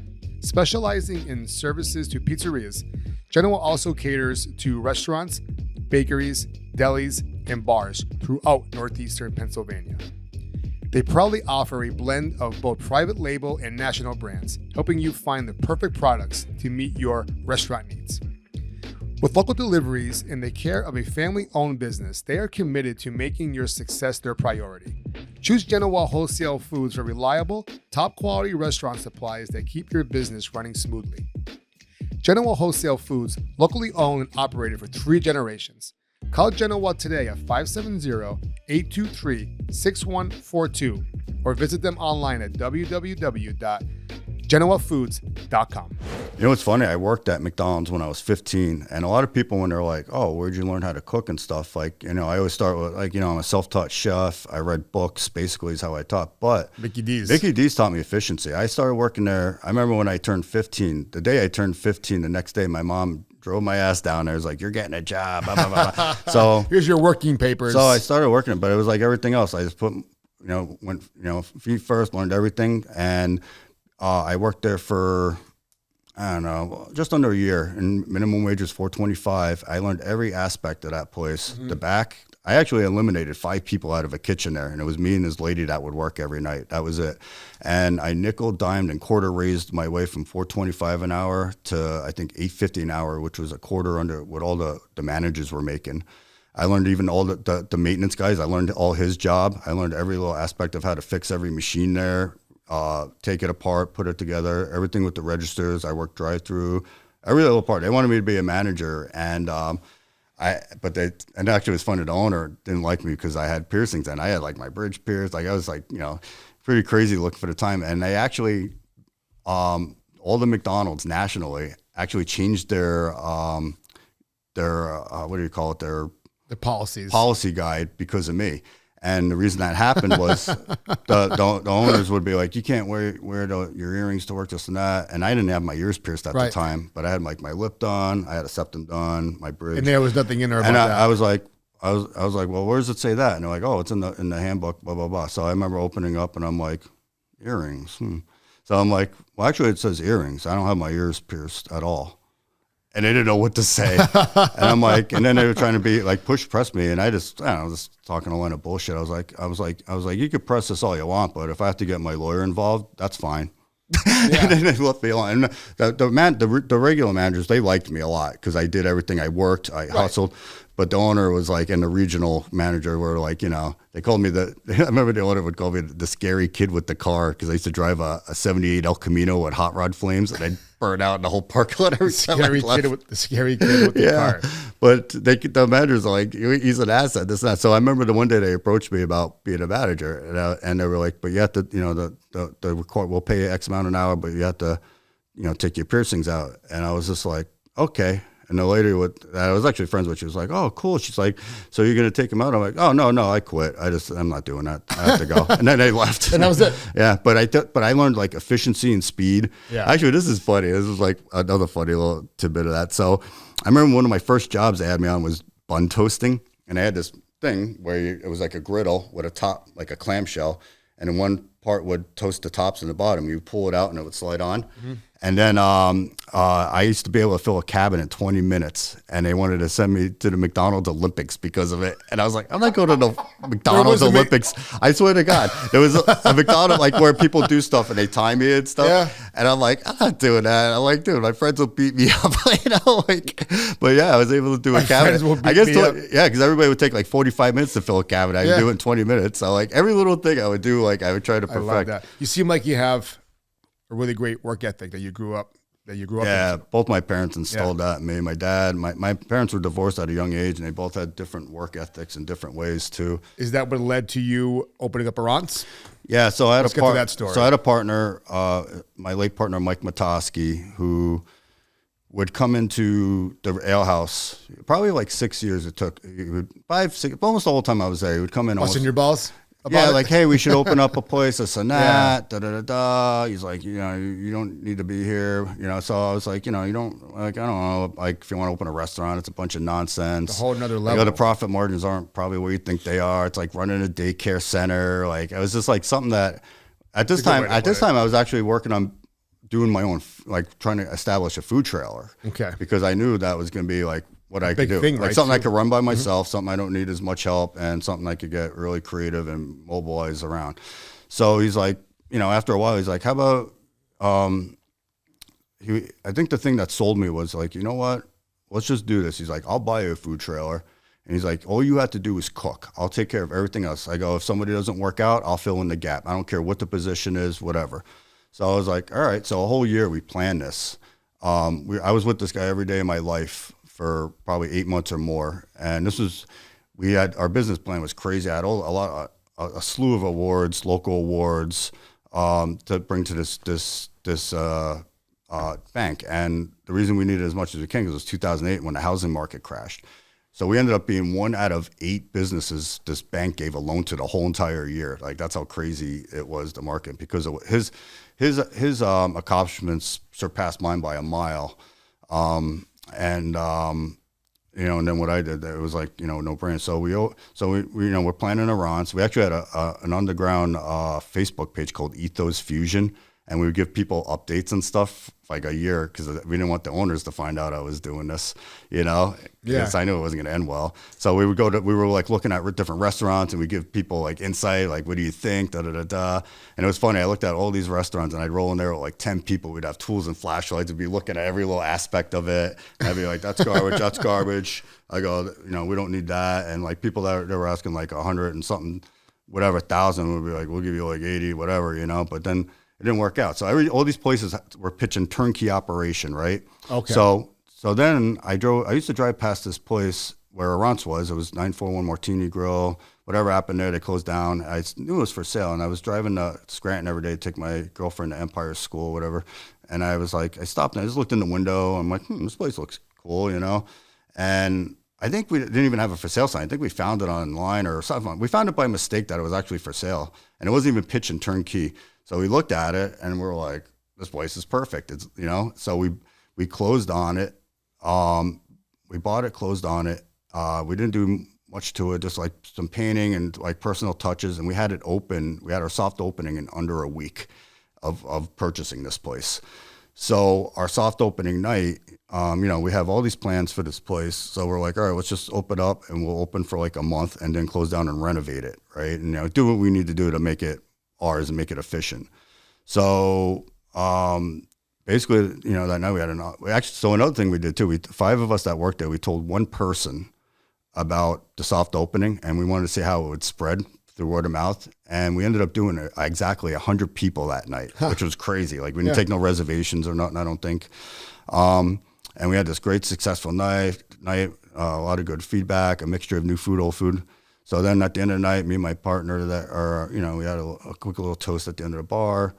And he wasn't feeling well. And I remember we both left early because we wanted to get, a jump on the day the next day, get things done. And we were leaving, and we were at I think it was Stevenson Street or whatever, where the old U-Haus building is. Mm-hmm. And the light was turning red, and I went, and he stopped, and, he ended up having a heart attack actually and passing away on my soft opening night. So, meanwhile, I'm home. This is like before everybody, before people could communicate as fast and stuff too. Right. And I wake up, and I actually have a call from like one of the owners that we bought the place off. And they're like, hey, did you know that, like, your partner? I thought it was like some crazy joke. I'm like, well, his mom or somebody would have called me, and I'm like, and then it ended up being true. And then, so that was a crazy time in my life because I know I needed him. And I had a lot of good staff around me at the time. And, I had all family, everybody's around me, like, we're keeping the place open, right? And I knew in my head what I could do, but I didn't know. So I had to make all these decisions, but I didn't want our time to be wasted and our efforts either. So I went, forward with it, and we were pretty successful. We had a lot of, there was a lot of up and downs with the place because, we owned the building, it was old. I had to do a lot of repairs on it. My time was stretched thin, and it was bumping on top of that. I think we went like almost 4 years before, like, you could probably walk in there on a Tuesday without a reservation, But when we were establishing the place, I remember, we were trying to think of a name, and we wanted it to derive from the word restaurant. So I remember it was like maybe 5 or 6 of us. We show up to the meeting, and he's like, bring a list of names, whatever. Let's try to figure this out. And, one guy has like 1 name, this other kid has like 3 names, and my partner had like 3 or 4 names. I come up with like 60 names, right? And I remember the one I wanted it to be called the Bee's Knees. Bee's Knees. So then we started talking. We were like, oh, well, maybe we'll just do like something derived from the word restaurant, which I liked, and we'll do like a no frills kind of approach to it, And so I remember I came up with Terrance, right? And everybody's like, oh, that sounds cool. It sounds like unique or something, So that went on for like a day or 2, and we wanted like a catchphrase from it. So, and we wanted people to know that we were doing something like special. I just got your shirt. Special and different. I just got your fucking shirt. Yeah. Go ahead. I'm sorry. so we wanted to know. Something. Actually, this shirt. This is going to be something funny with this shirt too. So, we wanted people to know that we were different, and what we did was good, but we didn't want to be pompous about it or anything. So I was like, how about we do like a separation from the rest, like RES. So then I was thinking about it, and then my partner was like, how about we do Arantz, and we do a separation from the rest. So then we're like, then he's like, because then the ace is the first thing you see when you're looking up menu guides and stuff. And then we were like, how about we capitalize the R, and then this AU is the gold standard for gold, like the materials. Was it the what do they call it? The periodic symbol of elements. Yeah. So shit. I actually wanted to get shirts that were like, gold in this part and silver. I never got around to it. So then we established a name. So we're like, oh, cool, And so then, more people know it, and we were getting like, everything was positive. The only negative we got was, why you going to Duryea, blah, blah, blah, blah, So, and I knew that I had a following already. It didn't matter where I went, Right. And actually, when you say Duryea, you're like, what? But if you look on a map, it's like centrally located. Like we were like, oh, we're 11 minutes from downtown Scranton. We're 10 minutes from downtown. I always say Wilkes-Barre. Old Forge, Music, Duryea. I live in Old Forge. Old Forge is right in between Scranton and Wilkes-Barre. Yep, easily accessible off 81. 81's all these right things. there. We did all this research. We knew it was a good spot. It didn't matter. Don't look around what's going on. Spot. It's like the location. It's a good spot. So we had like our first wave of shirts, and then people were like would still be like, why in Duryea, blah, blah, blah. So then we had actually this made on the back. On the back it just says location. Because you could even get in the parking lot for a long time, and then even like on top of that, we had like cars from all different states in there, like became a destination. Park on the railroad tracks. Yeah. So that's how that came about. Yeah, I was there once. I'm glad I got to experience it. I was there for 8 years. I think I remember the wrestling figures up above the bar, like Brian said before. So the all bar, around the bar, it was actually in the bar. I had a couple curio cabinets around after a while too, but so the bar was actually the thing that sold us on it. When you walk in it, it was like an Art Deco 1930s kind of vibe to it. There was a guy in there I knew who knew a lot about wood, and there was a lot of like flame mahogany and stuff on there, like wood that doesn't even exist anymore on the bar. And I had all the burn marks in there that you couldn't even duplicate. It was like a time capsule, There's a beautiful wooden bars down that way still. Yeah, so GI, Salerno's. Yep. I'm sorry. Yeah, you know what I'm talking about? Like GI's has a wooden bar like that. Yep. Well, now it's Mary Street. It's Mary Street Tavern now, I think. But GI's, Salerno's has the old school bar. Beautiful, 100 years old that bar in Salerno's is. That's a cool. That's another awesome time capsule place. So I remember the one day. So I was always a big toy collector ever since I was young. Always trying to I went to flea markets. All this stuff since I was like 13, and I loved wrestling growing up with it and stuff. So that was like one of my biggest collections. So living at home, I moved out at a young age, but I left a lot of stuff at my parents' house. And I remember my stuff, I would do a lot of like maintenance at Arance and stuff too. And I remember they wanted, I don't know if my sister just had a baby, and I know they wanted to redo my old room. Get it out. Yep. So, so I was like, all right, well, just bring like a bin down a week, and I'll go through it, and I'll start selling it, So then the first bin was like the old LJN 80s wrestlers, and I think I had the Hasbro's in there too. Picture Andre like this. So I put up, I can't remember the actual figures, but I put up like 5 of them on top of the bar, just... And then people were like, "Oh, dude, like they were talking about like either their childhood, the toy, or wrestling in general." The full bar. Yeah. That's a full conversation for the bar that night. Yeah. So 100%. Then I started. I was like, I don't know. And then I always wanted to personalize it or create like a pop culture museum in there. So then I was like, wait a second. And I just started adding stuff, And I had actually some LJNs in the package. I remember Iron Sheik and Hillbilly Jim up, and basically a little bit here and there, and it evolved into like on the walls, the old Stomp, the Jacks we were talking about from the late 90s. Yep. And I have all the LJNs except for like, I think 12 of them maybe. You ever have the Warrior? Very rare. Actually, it's the one I don't have. I thought the Warrior was very rare. Still always rare. And the Hasbro, I'm missing like 5. Yeah. They made more than one Hulk Hogan, the LGN. They made Hogan with the They had white or the red shirt? Yeah, the white was a mail away, actually. Oh, yeah, that's right. Yep, they had a mail away. You had the Sergeant Slaughter mail away. Actually, Sergeant Slaughter was supposed to be for G.I. Joe, but they knew he'd be more marketed for wrestling. How cool was that? Yeah. Slaughter back in the day. Remember when he went rogue? He went to the Iraqi guy. Yeah. I was just watching a video the other day about WrestleMania 7 had like it didn't do that well because of that angle. You know what I mean? Yeah. Oh man, it was crazy. So after a while, you couldn't even see my walls in the place. And I remember people would come in and try to name all the guys, That's awesome. It was like it became a thing, and conversation and old And I remember there was this kid would come in. A friend of mine, Mark Heisinger. It's like I think it was his nephew. And at the time, he was like maybe like 5 or 6. And he knew wrestling a lot for his age. Like he wasn't even in that generation. And I remember him the first time he came in my building. He started pointing. He's like, dead, dead, dead, alive, alive, dead, dead, dead. It went through all the wrestling, and I was just like, holy! I was like, dude, that's awesome. Because that was the thing, like, because you know how wrestlers, they have a short like lifespan. Most of them are dead. Like, you know. Well, yeah, think about that. We go back. If you watch WrestleMania 6, we were just talking about that with Smash Wrestling that was here. That was a crazy episode. Yeah. But like, if you watch WrestleMania 7, a lot of those wrestlers are no longer with us. Yeah, yeah. Many of them are no longer with us. Rough on the body, substance abuse, all that, you know. Mostly substance abuse for a lot of them. Yeah. Wrestling's tough to watch now, but I'll always love it though. YouTube will always keep me into the thick of the old school wrestling, man. I just love it. Love it. Yeah, I got it. Always will. I actually had the first WrestleMania program. I had that on display there with Mr. T and Hulk Hogan on it. Amazing. I had on top of my Ron's beer cooler, I had an LJ and ring with a whole bunch of wrestlers in it.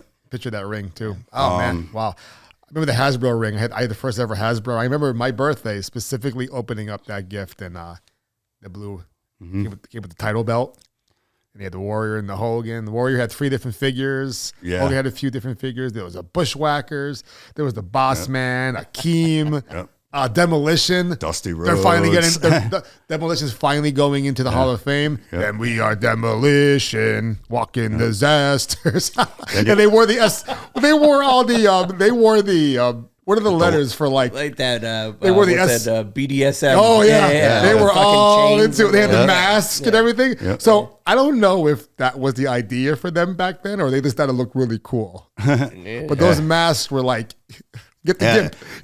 Bring in the gimp. It was definitely like intimidating when you're young, when you're like, oh, he's a badass. And then the Legion of Doom. Legion of Doom came in. So Vince McMahon, they couldn't be the Road Warriors because there was already the Ultimate Warrior. There was already Texas Tornado. And I think he had a Warrior nickname. The Texas Tornado had a Warrior nickname somewhere in there, like the something, whatever the hell it was called. So that's when they went Legion of Doom. But Hawk and Animal didn't mind that though. It was a pretty cool name. I think they're all. I forgot his name. I should know it, but their manager that was Paul Ingram. Yeah, I think he owned rights to Ellering. that. Ellering, Precious thank you. Paul Ellering. I believe he owned like the Legion of Doom or the Road Warriors, the rights to a lot of their stuff too, which was another, and they had a falling out. It was a whole thing with that. But man, wrestling, man, oh man, it was so good. Mr. Perfect would come out, he'd throw the towel, spit the gum out. Gum slap. Oh, actually, so I had the back in when NWO was taking over WCW and all that. I have NWO. Sorry. New World Order. I loved it. Like when. Yeah, it was great. I knew it was going to go off the rails at some point. So then. New. Sorry. So they came out with the Nitro toys that were very short lived. They were terrible. Well, they were so put together so bad. They were bad, and it was also between like an era of wrestling where our generation wasn't watching as much, and younger generation wasn't as into it. And I remember getting them all on like discount racks at Hills and stuff. And I ended up displaying them, and I had it was like Kevin Nash and Scott Hall up there, and I remember Kevin Nash came to the Steamtown Mall to do autographs or whatever, and I wanted to get it signed, and Big Daddy Cool. Yeah, and I regret not getting it signed. I was like busy and I didn't go up there, and I didn't think to have someone go up there and get it signed. So I was like, whatever. So then 2 weeks later, a customer of mine's like, hey, I'm going to meet Scott Hall in Allentown. Can I take your figure there and get it autographed? And I was like, damn, I should have got Kevin Nash. So then I was like, yeah, cool, man, whatever. Just make sure it comes back. Like total trust. I can't believe I did that with one of my toys because I was like, that would have been hard for me to do. He's a good guy. Yeah, like he seemed like, I remember him. I forgot his name, but I remember him coming there a lot. I trust him. So then he goes to get, he comes back, right? He has it autographed, and he shows me this picture, and he said, when he got it autographed, Scott Hall's like, hey, you want a picture? And he puts his arm around this kid, and the kid's like, no, and pushes his arm off. He's like, I want a picture of you flinging your toothpick at me. So he got this picture of the toothpick in mid-flight at him, right? Oh, it's awesome. And then I remember I saw him, like, I was like a year later or whatever, we're reminiscing. He's like, he's like, my freaking girlfriend erased it out of my phone by mistake. I was so pissed. I was like, I'd be pissed. I'd be pissed off too. I went to the wrestling once at the arena. Bob Backlund was doing autographs. I met him. I go, Bob, only thing I want you to do is put me in a chicken wing. He did. Nice. Right there in the arena. Yeah, it was a good time. I got a lot of Catholic Youth Center programs too. I was in that. I in remember all those. Bam Bam Bigelow walking around with his big ass head tattoo. Man, he was a big boy. Actually, when I worked at the tattoo shop, he came in the tattoo shop I worked at in Kingston, and just to like look around, because that was when he was in ECW and he was doing the Kingston Armory stuff. Oh, it's awesome. Yeah, and then 8 Ball came in. They got one guy there tattooed him. But yeah, that was some good times. I bet it was. All right, so we gotta bring everything together in the next half hour or so. So okay, Arance, what led to Arance not being Arance anymore in that building anyways. Yeah. So I'll tell you why I kept the Arance name and what happened there. So please. So I think I was there like probably in my 7th year, and there was a lot going on. In 2015, up until that point, I had a decent amount of help. There was a couple of people that came to help me, do the front of the house, stuff with the books, and, Sabatini's bottle shop opening. These guys were beer guys. So they kind of, left to go there, which, was fine. It's more their thing. The restaurant was a little crazy. So 2015, I had it was a crazy year because I slowed down that year and I lost a lot of help. I actually left my chef post for about a year to work up front and train my front. And I had this kid, Gino Trevano, work in my kitchen. It was awesome. He was actually Johnny Tabone's sous chef when he opened up Bar Pazzo. Okay. Very talented kid. So I had a rough year or two, and then 2016 bounced back. I started getting busy, and then I missed a lot of stuff in life. Like I've been working since I was 19, weekends. Those places I work 7 days a week. I get it, man. I do. I get it. And I'm very passionate. Like I work a lot out of the night till 4 a.m, like prepping dishes and stuff. So one day I'm at Knoebels with my mom and my nephew, right? Nephew's my only person in our family younger than me and my sister.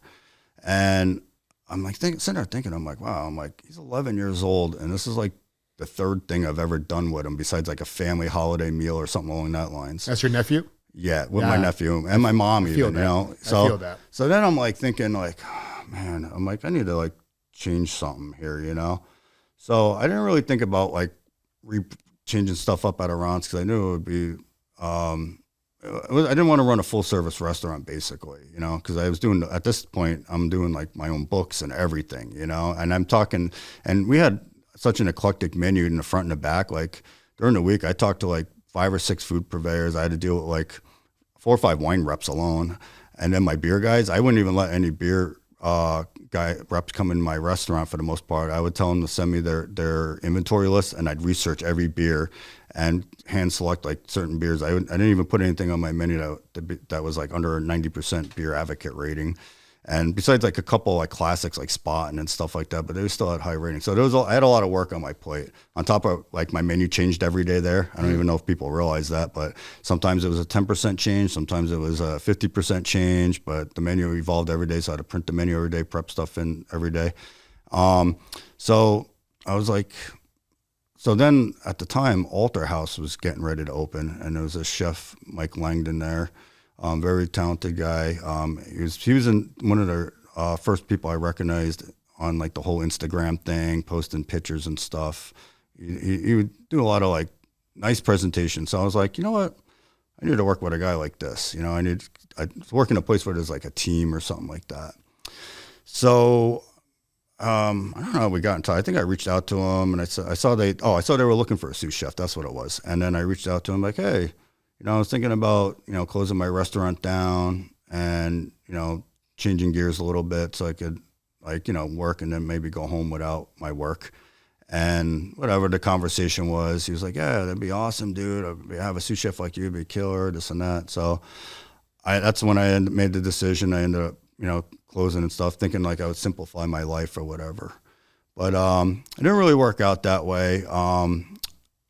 We were both, me and him were both like kind of dealing with certain things in life, and I'd say we weren't 100% as focused as we were, and things were going good there, but it just wasn't my environment, Were you getting burned out at all? Yeah, my station there was like probably the busiest station there, and it was a scenario I wasn't used to. It was like an old, like kind of like a French brigade style kitchen where everybody had their own thing, and like nobody really helped each other. Everybody was like kind of there like on their own, you know. And I'm used to working in kitchens where treat my kitchen as like everybody's like a family there, and everybody's Works together as a team. somebody picks up the slack where something else is needed. Like, you know, I need this done, I need that done, and I'm not used to taking orders from people on top of that, you know. So I was there for the beginning of it. I had a good time there, but it was definitely not my cup of tea. I would say the owners are very nice people, you know, and they're doing really well there now too, which is awesome to see. But there was a guy that there was like people that would go like touring through the kitchen, because it was definitely a nice state-of-the-art kitchen for the time. So they would do like friends that would, do walkthroughs. And there was this guy, Jason, who I kind of knew, and he saw me, and I don't know, I guess I must have been like not in a good mood that day or whatever. And he reaches out to me after he does the tour 2 days later. He's like, "Hey, my name's Jay, and I'm opening up this place called Viva Farms in Plains." And I was walking through the kitchen, and you didn't look too happy there. And I'm just like, well, whatever. I'm like, it's not my thing, right now. So he's like, "What will it take to get you to leave there?" So I threw him a number, which was basically double my salary. And he's like, "All right, come see me." And, that was it. And then, so Viva Farms, I don't know if you're familiar with Viva Farms. So this was like a high-end, it was like a gastropub, like cigar bar. You could actually smoke in there. It had like this killer state-of-the-art like ventilation. I had like 2 different ventilation systems in there. So you could actually smoke in there and not even feel like you're in a smoking environment. Thinking about like, what are the smoke eaters going on in there? Yeah, because I had a lot of people that wouldn't follow me there because of that. But then when people would finally get there, like, "Oh wow!" Like you actually see like smoke coming out of people's mouth up to the ceiling. That's pretty cool. It had like 30-foot ceilings or something too, so that helped. And it was an open kitchen stuff, so people could watch me cook and stuff. So that was like I did like a lot of like, it started off as like a 4-item menu and just evolved. Like everywhere else I go, it's like starts small and then it's like and then I'm adding this and that. But we did a lot of like gourmet burgers there and stuff like that. And he owned a cigar shop next door, El Humidor. So people would go there and get these high-end cigars, come back over. Perfect combo right there. And it was a nice little hangout. So that was 2018 to 19. I was there 2 years, and everything was going very well. And then the owner and the landlord had a little falling out for whatever, and we ended up closing like a week before Christmas in 2019, like abruptly. Just like that? Yeah. That sucks. That so, I mean, we kind of saw the writing on the wall, but, so I wasn't working I wasn't even trying to find another job, but somehow, I think it was the Mary Stegmeyer mansion, found out that I was like a free agent. So they reached out to me and they were like, "Hey, we have this bistro kitchen. We do catering mostly, but we have this bistro kitchen that nobody ever uses. And it's just sitting there. It's right by our bar, and we would like to put something in there. And we've heard a lot of good things about you, and we really don't want to put any other chef in there, but we would do it if you're willing to do it." And I'm like, "All right, I'll come down and talk." So I went down and chatted with him, and we, ironed out whatever we needed to iron out, numbers or whatever, ideas. And then it was Valentine's Day that week. And they're like, "Hey, you think we could do a Valentine's Day menu here?" And I'm like, 5 days from now, just coming in here? I'm like, "Sure, why not?" So then like, not even 2 days late, it was like 2 days later, I whipped this menu up. We forgot we're doing 2 days seating with 3 seatings. And the guy, Joe, that ran it at the time, he got the newspaper, this and that. I got all this publicity. Within 2 hours, we sold out of every seating in that place. Great. And then we had this killer Valentine's Day. We had all these plans. All right, we need to, we're taking notes because they're not used to doing a la carte service. They're used to doing catering where, it's just like you prep it and they hand somebody a check and they hand you a check and whatever. This is like, have service, this and that's a whole different animal. So we're going over all the stuff we want to do. And then it was like a week we were going to do something that COVID hit. So then it was like, and they're a catering place. So they had to wait all the way until they were 100% in the green to open. So meanwhile, I was actually commissioned to write a menu for Noir for Josh Balls. And he had his vision for that, but he didn't have a chef or anything. But he he used to come to Viva all the time actually, and like my food. So I was like, yeah, I could create something. I go, I'm not really looking for work, but I'll create a menu, and settled on that. So then he ended up not opening because it's sure, the COVID thing, And fast forward it, Stegmeyer, it didn't pan out what I needed to do with them. And then Josh couldn't find a chef because nobody was even applying because they were giving out checks and everybody was just kind of staying home. Mm-hmm. So we worked out our agreement, and that's how I ended up at Noir, And I started off with like this small menu. It was pretty unique, It's a unique experience going there. Yeah, and my first menu was like super tied in with the theme and stuff, I remember I had like the Texas Chainsaw Massacre flatbread. That's awesome. I remember when I went there the first time, sat in this chair, two top right next to the wall. The back of the chair was touching the fucking ceiling. It was you couldn't even get it. The picture did no justification. I'm just sitting there. I'm like, it's gigantic back there. Then I sat in one of the booths another time. That was a better experience sitting in the booth there. Yeah. And the kitchen was small. Actually, it was funny. People talk about Viva Farms kitchen. It was all electric, right? And I had I don't know, maybe like a 10-foot span of stuff. People were just like blown away of like what I was putting out of there. So then I go to Noir, and it's the same thing. It's in this place. They have no hood system, no nothing. And so it's an electric kitchen. And I had a small prep, a chest cooler I started working off of downstairs as my prep area. And then I had my kitchen upstairs was, I think I measured it. It was 5 by 3. Yikes. Yeah. And I created this, I think it was 11 items at the time. They still use the bread skulls. I created those. Those are cool. Yeah. And I remember in the beginning, I was using the dough from Rosario's. I'd go up there and I'd buy pizza dough off him to use for my bread skulls, which was pretty cool. He's a cool guy up there too. Yeah, he's a good guy. And but yeah, I remember some nights we were doing like the most I think we were ever doing were like maybe 125 covers, but it was like an average of 60 to 80. And I put all that food out most of those years by myself with I had a pancake griddle, 2 double induction burners, and an 18-inch convection oven.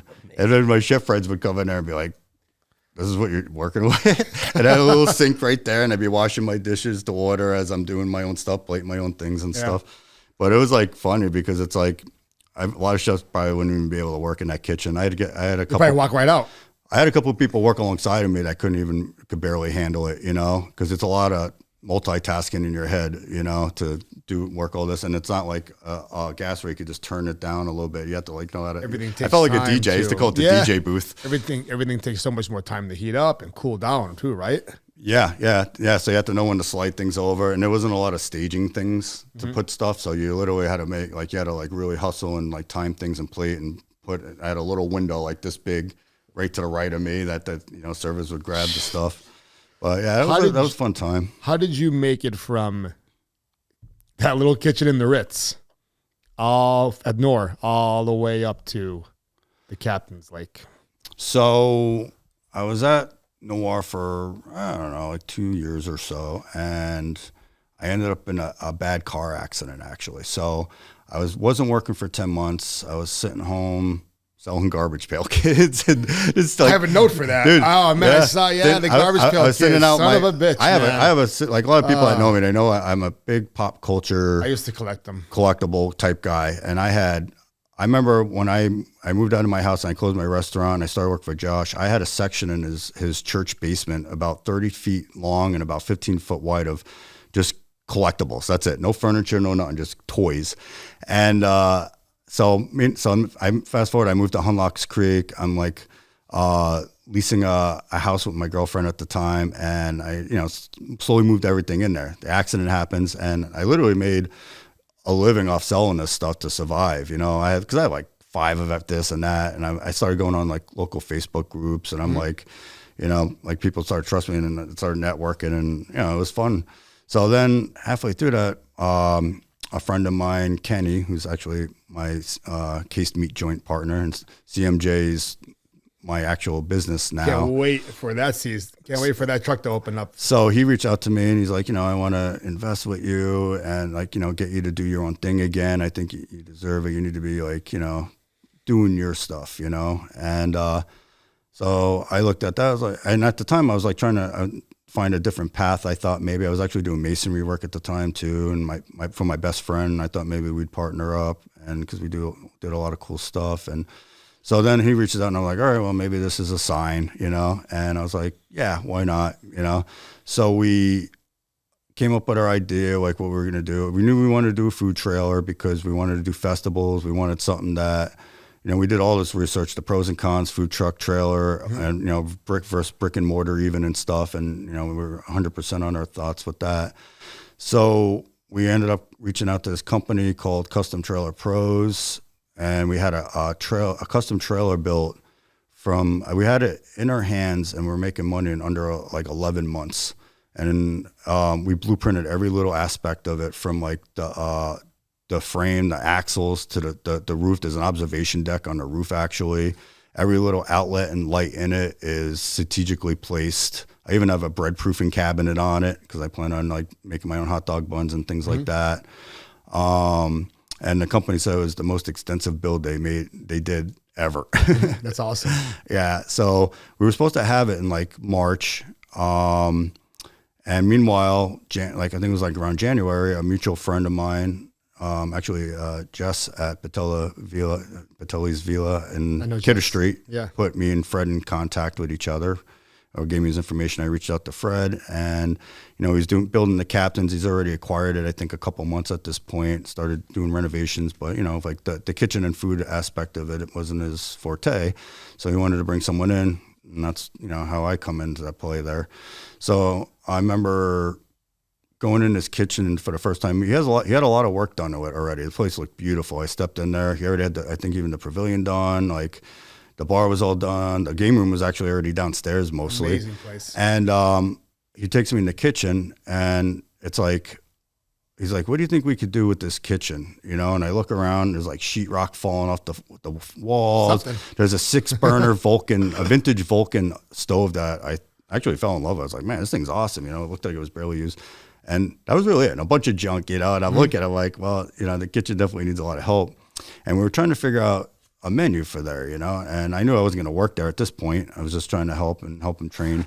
And I was like, well, I would steer away from like prefab stuff. I go, you have a beautiful place here. You're in Harvey's Lake. There's a lot of people here that appreciate great things and high quality stuff.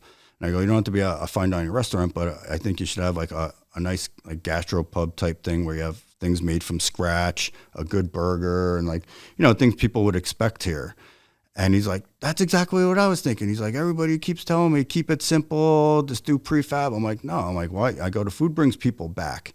Even if you're like, your profit margins aren't like what a bar's profit margin would be. People don't really go back to bars because of what they drank. It's because of what they eat, you know? So I go, you need to make some memorable food here, or at least good quality food. So, you know, it was great because we're on the same page with that. And then, you know, I created him a menu. I got somebody reached out to me looking for cooking work, an old friend from back in the day that I didn't even know cooked. And I put him in place there. And basically, I made a killer menu. He had problems with the DEP. That was the thing, is it's a well water there. Okay. So he was supposed to open earlier, and then we had a whole bunch of hiccups with that because he had to test the water like 3 months and this and that. So it was his part of it was delayed too with my trailer. So I kind of wasn't even really working for quite a while. Yeah. Though. So then you know, we finally got the kitchen open, and then, you know, it was a little rocky in the beginning. I'll be honest, without going like in the crazy details. So then the kitchen was open, and it wasn't open. Him and the chef couldn't get on the same page. So meanwhile, my trailer came. And then we had both of them going. I was, you know, because he had a lot of big bands there, a lot of people would show up. So the kitchen would get overwhelmed. And then I was actually just going to do lunches there, you know. And then I started doing some of the night hours to offset the kitchen so people could get food fast. Because when you have the bands, and you have even like some of the small like trivia nights, everybody wants their food at the same time because they're getting there for a reason, which is to watch whatever happened at whatever time. So the kitchens get overwhelmed when you do stuff like that. So the trailer was going well. I had the cased meat joint, which is, you know, it's like mostly like gourmet hot dogs and storage. I want some right now. Sausage oriented, you know. Yeah. And yeah, we were. I think we were open 16 days. Did very well. Then October hit, and it got cold, and then there was like, you know, an issue with the kitchen.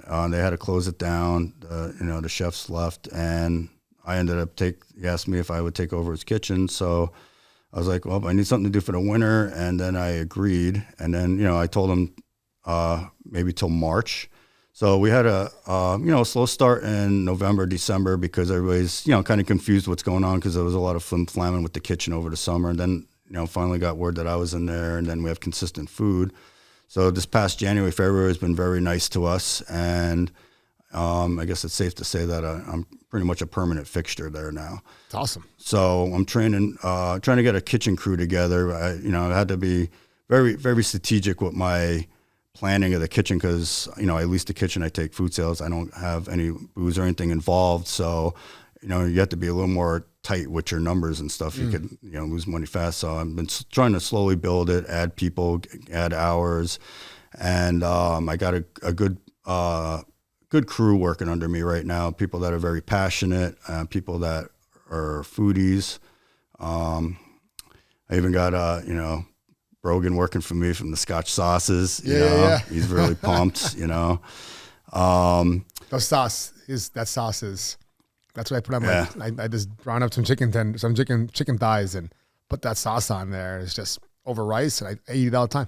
Yep. All the time. So I got April 1st, we're trying to put out a new menu. We're expanding our hours. We're talking most likely 7 days a week now, and 5 days for lunch, which is, I think, good for that place. And it also helps me keep a bigger kitchen crew there, because I have a lot of people I want to make full time, but they can't leave their previous jobs if for the hours. Yeah. Right. And it's the season opening up soon up at Harvey's Lake too, right? Yeah. April, that's what Fred told me. It starts to get a little... January, February is supposed to be dead. I remember so many people, like other people in other restaurants that kind of have some knowledge, but they're like, it's dead up there. You'll see. Don't open in the winter. Don't go. I was there that Saturday night. It was bumpy. Yeah. And I'm like... 3 deep, the bar. And I was like, yeah, but, because people were like, oh, Harvey's Lake is dead in the winter. I'm like, well, there's not much going on in Harvey's Lake in the winter. That's why. Not much going on So anywhere in the winter. so basically what Fred's vision with the, what he did with the building, the game room, the entertainment he put there, and then me with my menu, we kind of made it a destination point. It is. It really is. Not just it's not just a bar, just a restaurant. There's reasons to go up there. Yeah. I'm looking forward to seeing it in like the 90-degree heyday up there. Oh, even the younger crowd that comes in there, I like to shoot pool a lot, so I'm downstairs after hours and mingling with these people. And there's this one group that come up from Kingston in Uber just to hang out there. That's right. In their early 20s, That's awesome. There's all these places you can hang out at, and they come up there. So it's the crowd's very diverse with younger and older, middle age people that and this was actually a challenge for me with the menu. It's evolved so many times with. Trying to, in the beginning, try to do something that's the captain's team, but but I know people see certain things from me, and not knowing if I was going to be there long term or not, and trying not to muddy the waters too much, and not try to infiltrate and take it over, but also, make it your own still. But I also know what draws people too. So, and then we had the different palettes of people that want basically basic bar food, people that want gourmet bar food, people that I get everyday people like, oh, when are you going to start doing around dinner stuff, this and that. And I'm like, well, we're not really ready for that yet. It's a whole different animal right there. And then everything. So I feel like I've been doing a pretty good job evolving the menu. And I do take a lot of feedback and criticism and constructive criticism well. And I'll always listen to people. You always have people like, oh, what you should do. But then you have people that give you genuine criticism or constructive, advice. And I'm a very social chef too. You'll see me talking to people, whether I know you or not, and I'll ask you what you thought about it. So it's evolving that way. And then things that, now, because things are pretty solidified with me and captains as far as long term, now I'm going to start putting some of my more unique stuff in there, and things that are more on captain vibe too, to fit his thing that has my influence of creativity in it, but will fit that place so it's more unique, but still fits the vibe. I'm trying to mix them both up the best I can, because before the thing was I can make whatever you want, but once I leave here, I don't know if this person could cook it or not. I get it. And now you guys had the last few months to get gear up and get everything right, and now we're getting into the busy season now. Yep. Yeah. Yeah, we're going to get, so the summer he has a lot of entertainment booked. We have the big pavilion outside with a lot of big bands could play there. We got a lot of smaller bands that could play inside, some acoustic acts. He usually posts on his Facebook page and stuff, like what's coming up for the week. We got trivia night on Thursdays. We're looking, when we open up to 7 days, I'm not sure what we're adding. I think they wanted to do like a bingo night or something. We had the music bingo. It was going well, doing pretty good there for a while. You put a ping pong table downstairs. Yeah, they just put a ping pong table downstairs. He told me we went for gourmet burgers last week together at Five Guys. It was fantastic. Yes. Five Guys burgers. I love Five Guys. Oh, worth every penny. Yeah. He told me, he goes, I'm going to put a ping pong table downstairs. I'm like, that could be risky. He goes, what do you mean? I go joking around, and I go, I could see somebody get hit with a ping pong ball. Yeah. And turning it around and putting somebody's face into an arcade game. Yeah. It's actually, you know what? The vibe down there is pretty chill. That's good. There, I was just fucking around. Everybody's like, you know what's crazy? Some of the times, it's pretty localized, and you'll see a lot of parents eating there, and their kids will be eating with them. And then, like, you know, the parents will go off and they're like mingling, and a lot of these kids went to school with each other too, and then they're all hanging out and stuff. I've only seen like two, like kind of like semi-altercation type things there, and one of it was like a family thing or whatever. But it's like compared to like when I was that age and places I was at, that's like fair. Like I've been places where you knew there was a fight going to happen, or at least like once a month. But everybody's very chill there, you know. I was just imagining somebody. Yeah. They get into that game really bad, and then like boom, and like somebody gets hit in the face, and they're like, "What the hell was that?" You know? Nah, everybody's cool. The ping pong ball is flying around. I had it's flying under the thing, but everybody's cool with it. But even like the younger crowd, they're pretty. I feel like more responsible than when we were in that age, because we, like when we were young, people would drink till they basically black out or whatever. Yeah. I'm sure I may have experienced that once or twice. And we didn't have like Uber and all that then. A lot of these kids, I'm like blown away by how many. I just said it the other day, Dave. I'm like, there's kids at the gym. They're 13, 14 years old. They Ubers to the gym to train for a couple hours, and they Uber home. It was either our parents brought us, a friend's parent brought us, or we were shit out of luck. Mm-hmm. And all of these young guys, they're having fun, but they're not like overindulging. And then I'm like always blown away by like how many Ubers and Lyft drivers are showing up to the restaurant and they're waiting on their phone downstairs, like, oh, it's almost here or whatever. So it's cool to see that, you know. And I mean, for the amount of young crowd that's there from like 10 o'clock to night, because we just started acquiring those people like maybe the last 2 months or so. Bill's Cafe closed. Yeah, I remember that's the one night I was there. It was very busy because of that particular closing. Yeah, because there was like a local watering hole across the, I don't know what the hell it is. I call it the Bay at Harvey's Grotto Pizza, and you'll see the back of Bill's there. But it's been there forever since, I don't even know, 50, 60, somewhere in there. And, I don't think they even sell food there. It's just like a shot and beer bar kind of place. But it was the late night place. Like if you're, doing the little bar hop thing, that's the place you ended up at. And the people retired, and closed it down. And I think the new people that bought it said they were turning it into apartments or whatever. Perfect. So we kind of picked up that crowd. A lot of those people would be at Captain's already, but then would go there. So, and me and Evan, the bar manager up front, we were like on the same page, thinking that we should always have like later hours and stuff, because a lot of people don't want to drive somewhere and then have to get back in their car or whatever too. Mm-hmm. And so there's not much going on that side of the lake, Like I feel like if you say like lived right next to Captain's and you don't want to go to Captain's and you're like, oh, where do I want to go? You're either driving down to Hunlocks Creek, like literally 20 something minutes, or you're driving into maybe like Dallas, right, which is close, but at the end of the day, it's still 15, 20 minute ride, mm-hmm. Yeah. So there's a lot going. So a lot of people in that local area, I think, appreciate that place too, because, and actually that the fact that there's something going on in that building, 'cause a lot of locals thought, and once that place closed as the Sportsman, it was going to get torn down. And then Fred, you pull up there and it's just boom, out of nowhere. And he has a lot of good plans and ideas, which I'm sure he'll be posting about once they happen. We're going to keep it. We'll keep letting everyone know about it. Yeah. Chef Dave, thank you so much for coming on Food Fight, man. This was a great conversation. I wish we had hours and hours to talk about wrestling figures. Oh yeah, we could do a whole show on that. A whole show on that. Do you still, maybe we could bring them in. We could do part 2 one of these days. Yeah, I'll probably have to rent a rider truck. Oh, a little show and tell would be amazing. Like, look at that, look at that, look at that. Because I geeked out last week with the wrestlers on here, man. That was awesome. We had a good time last week. That's cool good stuff. time. There's a big wrestling follow, especially with the little indie wrestling stuff in Yeah, this yeah, area yeah. and stuff. That's what indie wrestling, 3 p.m. this Sunday at the Voodoo Brewery. Wrestling, the Smash Wrestling is going on. I don't know if you're working Sunday. Yeah, this Sunday I'll be. Yeah, I I'll figured be you were, working. but that's where I'll be. Well, on that's another Sunday. thing. Once we're open 7 days and I have a crew there, I'm like, oh, maybe I could step Get a off day here off. and there. You know what I mean? Because right now I'm like the only person that could cook everything and do everything. No, So I I'm get it. I there get all it. the time. All right, everyone that's listening. All right, go see Chef Dave up at Captain's Harvey's Lake. They're gearing up for the spring's coming. The spring thaws in. Summer will be there. Bikini's base will be going soon. I might even bartend one night up there. That would be interesting. That'd be Nice. interesting. Little bartending in some case meats, you know? Yes. All right, man. This is Food Fight signing off. Thank you, Dave. All right, peace. All right, brother. Awesome. Oh. Woo.